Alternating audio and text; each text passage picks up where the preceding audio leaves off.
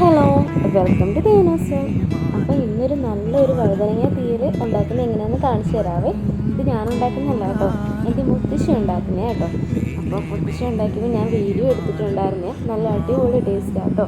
അപ്പോൾ ആദ്യം നമ്മൾ എണ്ണ ഒഴിച്ച് കടുക് പൊട്ടിച്ച് അതിലേക്ക് ചെറിയുള്ളി, പച്ചമുളക് തുടങ്ങിയവയൊക്കെ ചേർത്ത് നന്നായിട്ട് വഴറ്റണം. നല്ലോണം വഴറ്റണേ. നന്നായിട്ട് വഴറ്റിട്ട് കഴിയുമ്പോൾ അരഞ്ഞു വെച്ചിരിക്കുന്ന വഴുതനങ്ങ എടുക്കണം. നമ്മളിവിടെ പച്ച വഴുതനങ്ങയാണ് കേട്ടോ എടുത്തിട്ട്.